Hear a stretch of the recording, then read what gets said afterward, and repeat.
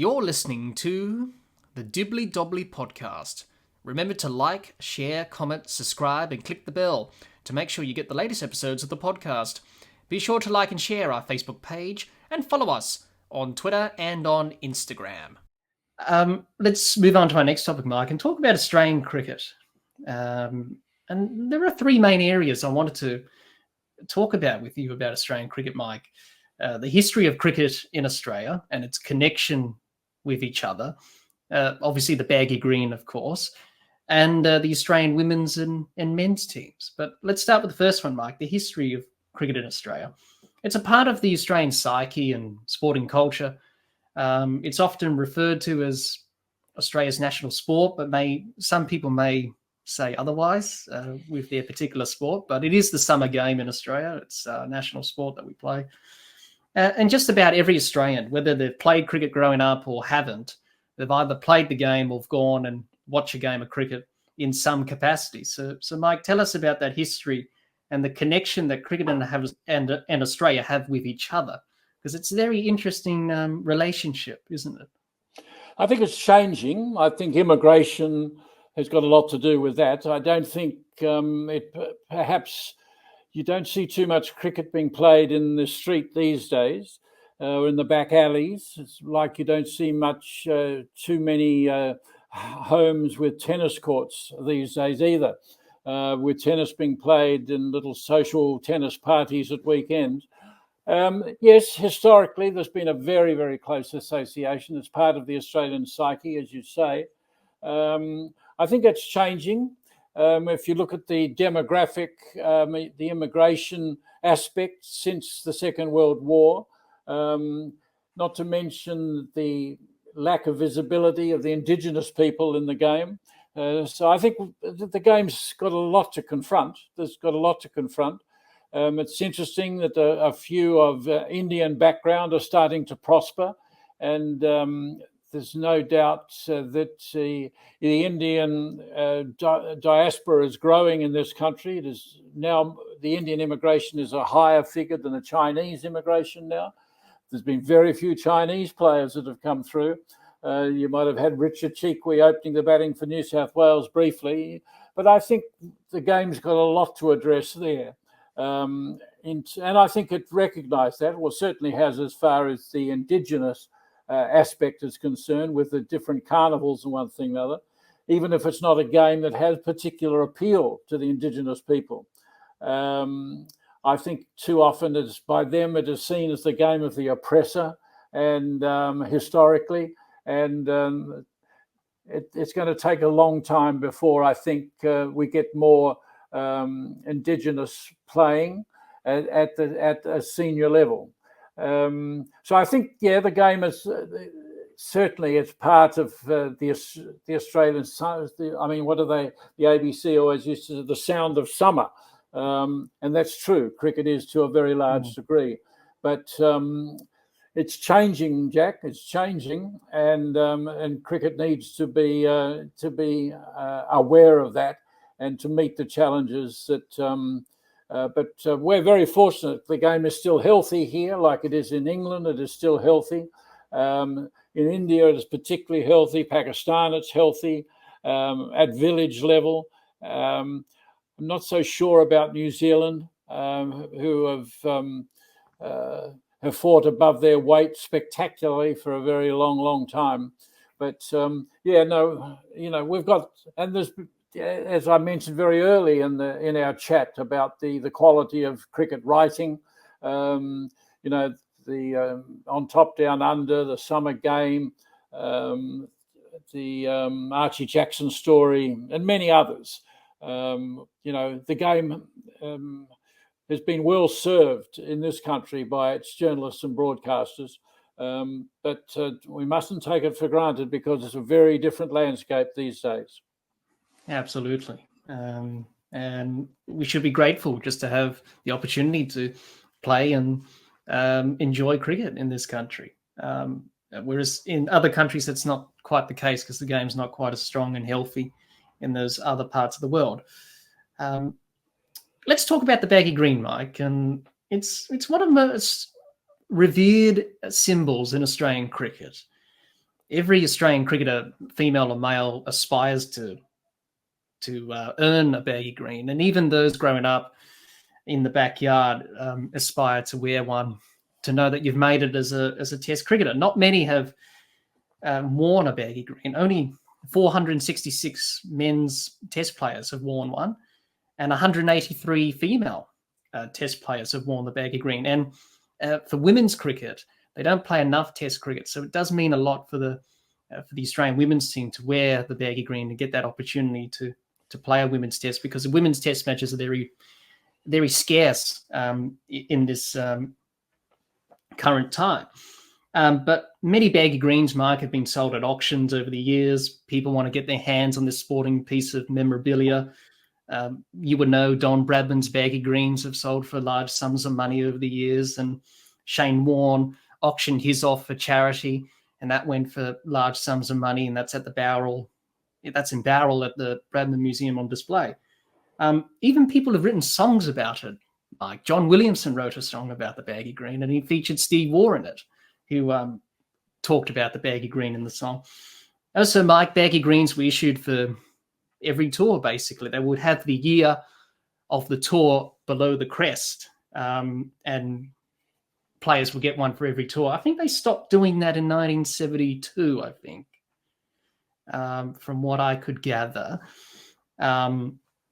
They stopped issuing new baggy greens for every tour after that. So players now get one, and they can repair it if damaged, or get another one. And obviously, Mike, when players were presented with their baggy greens in a cardboard box, no one really presented them with a baggy green. Mark Taylor started that tradition in 1998 in Pakistan.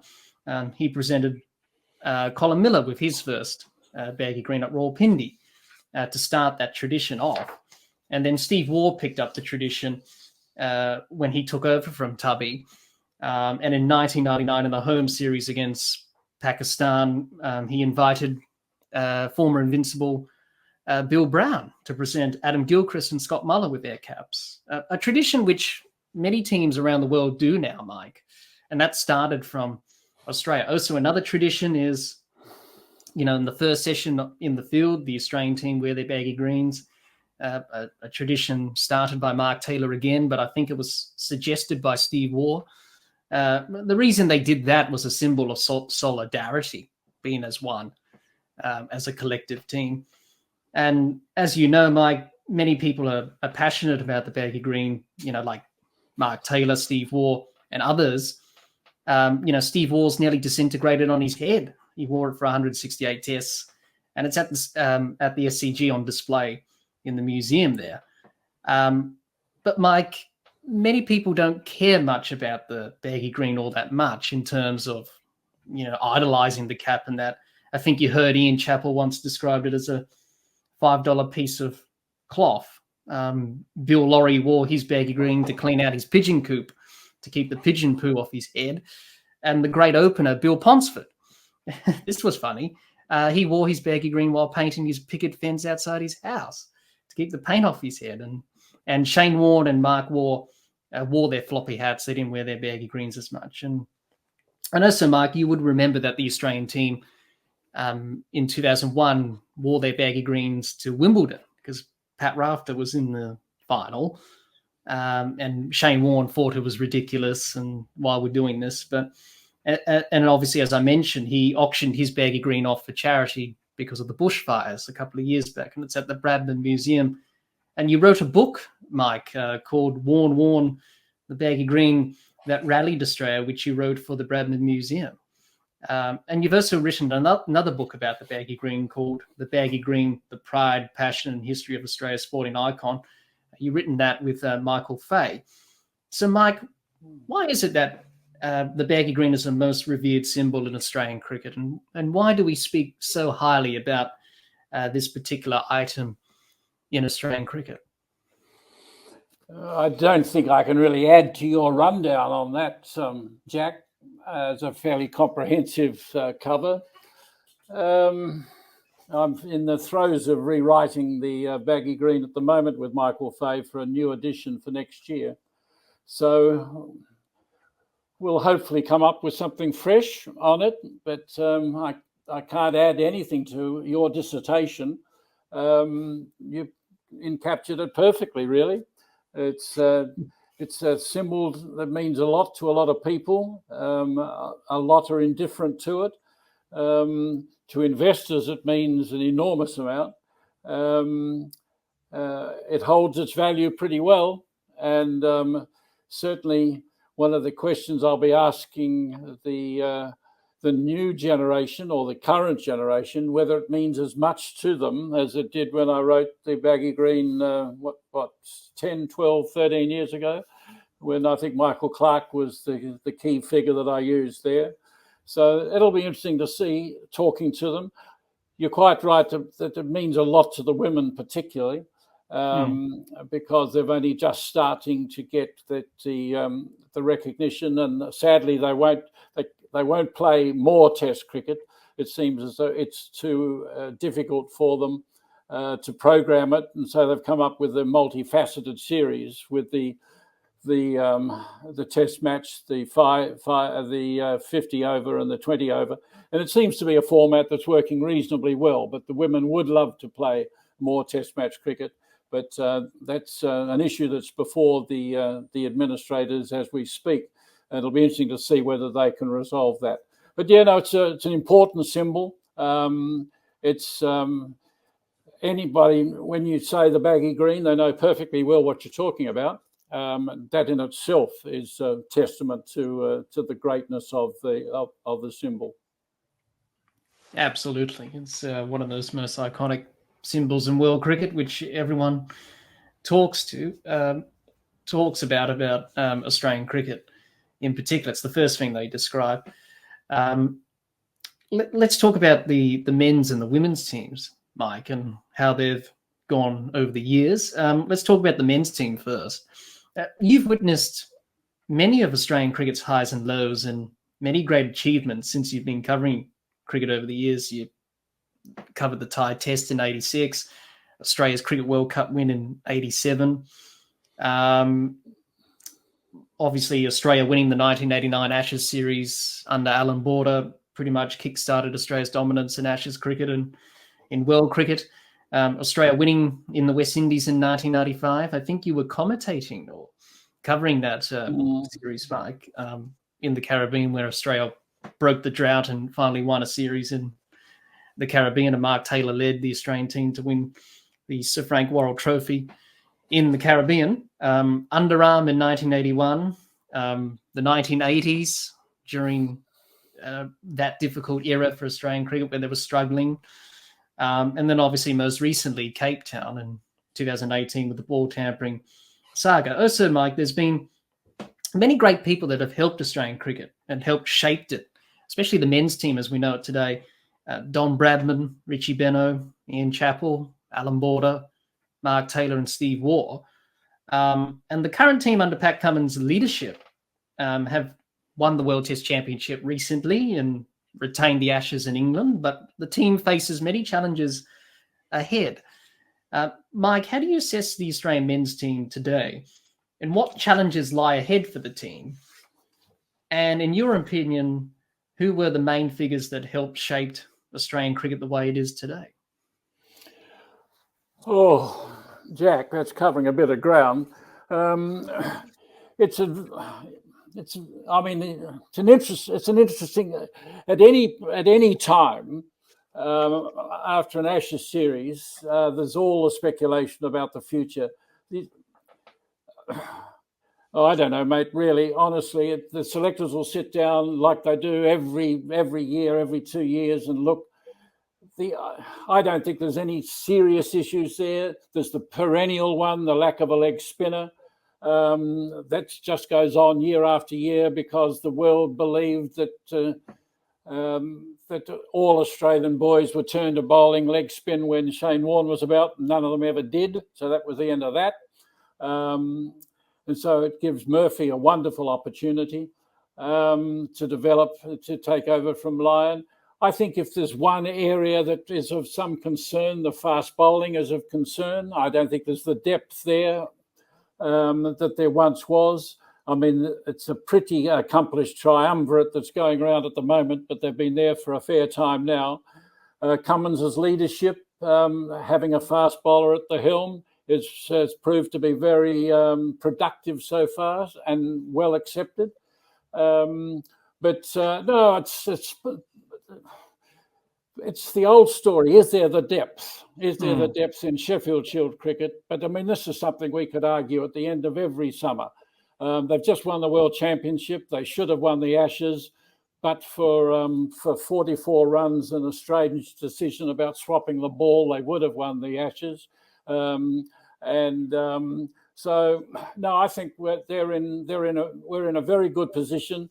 The interesting thing is that the women probably are getting just as much attention as the men, as they should, because they've been so consistently successful over the last nearly 10 years now. It's been remarkable. And this more recently without Meg Lanning as well. I mean, they are an exceptional side. Alex Blackwell and Elise Perry.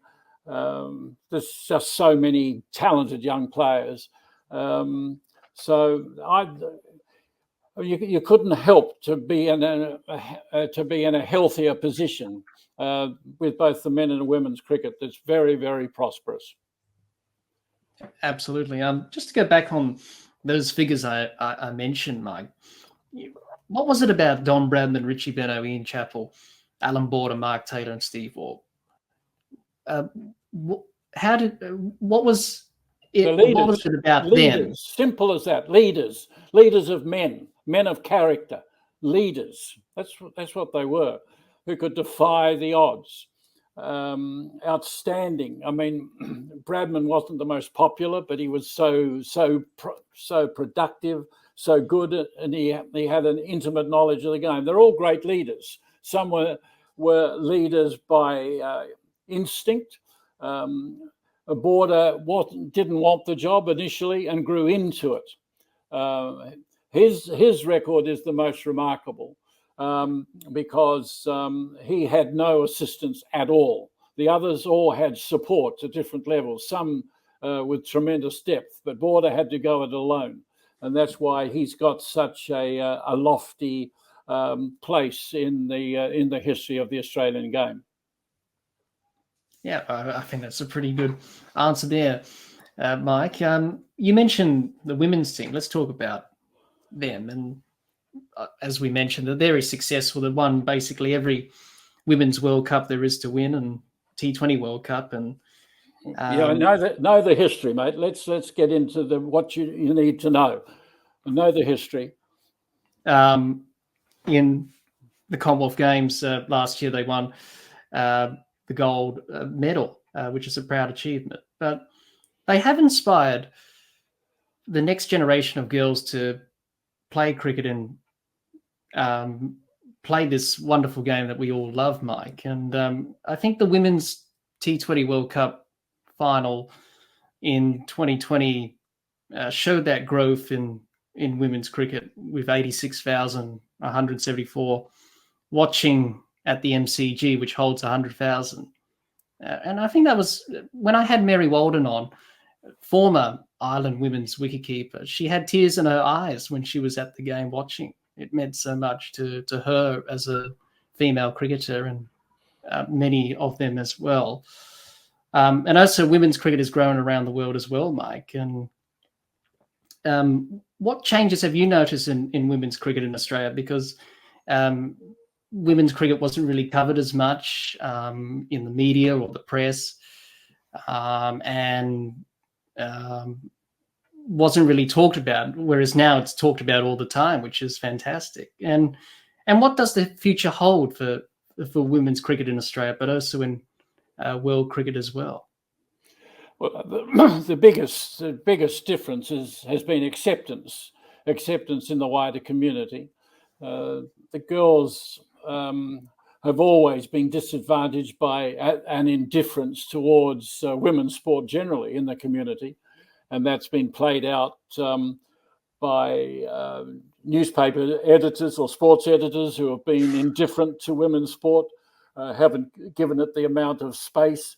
I can remember working on The Age in the early 80s, and Peg McMahon was there, gallantly holding the flag for women's sport editorially, but there have been very few. The Judy Joy Davies in Melbourne. There's been some who have worked very, very hard over the years. But now in recent years, of course, there's, and that's the key word, is acceptance. The wider community have accepted and come to appreciate it. Appreciate the women's remarkable skills. And interestingly, I think with a lot of the women's cricketers is that the number of, it was with the Matildas as well, there's the number of young boys that are fascinated by what the women are achieving, and they're as familiar with the status of the women's cricketers as they are with the men's cricketers. And that's very much it shows that the reach. Plus, they're getting more free to air television. And that's been significant. So the more the exposure, the greater the awareness will be in the wider community. So more power to them. They're showing that they're wonderful athletes. They've got tremendous skills. Some of the batting and the catching these days is truly exceptional. And it shouldn't be just treated as something novel. We've come to understand that they are very highly skilled athletes, and we respect their achievements enormously, and more power to them for that. Yeah, absolutely, and hopefully it will grow in the years to come and inspire more girls and to take up the sport. And it's in a good place, women's cricket in Australia. No? So hopefully other countries around the world can encourage young girls to take up the game as well.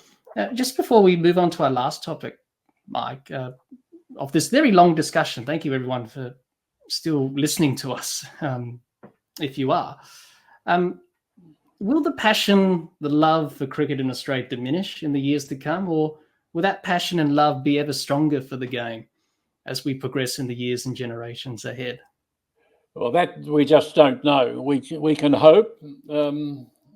You and I would certainly hope that the passion will always be there, but there's been enough indications over the last 10, 15, 20 years that it's dissipating, that it's not what it was. I think from a traditionalist point of view that the players have to, the ones who care about Test match cricket, and that's where I admire Virat Kohli greatly. He loves his Test match cricket and talks loudly and proudly about it. And I think I'd like to see Cummins do the same. I'd like to see all Test match captains or Test match players be more conspicuous in talking about Test match cricket and the joys of it, what it has meant to them. I think that's going to be significant. I think young listeners and those who have only come to the game through its short forms would listen to senior players talking about the joys of a form of the game they don't know or don't understand. So I think it can prosper, but it's going to. We can't take it for granted. That's become patently clear. The game is changing so quickly. Attitudes within the cricket community are changing. It's a very competitive marketplace for sports entertainment, and it is considered as an entertainment now. It's always should be an entertainment, as Richie Benaud and Frank Worrell pointed out in 1960 when they saved the traditional form. And so it's all very well for the Bazball creators to say that they're saving the game. They're not saving the game. Their arrogance was astonishing. Their holier-than-thou attitude. Test cricket in the last 20 years has been pretty good, been pretty productive. There's been some magnificent series, some magnificent results. And as for McCullum and Stokes to suggest that they're the saviours is ridiculous. And given, of course, that it's an England side being led by two New Zealanders anyway. So, no, the game can prosper, but let's talk it up. and let's not be completely seduced by the shorter forms just because of the money and the pecking order. Yeah, I think that's a pretty good answer there, Mike. We've come to... Hi everyone, hope you enjoyed hearing Mike and I discuss Australian cricket.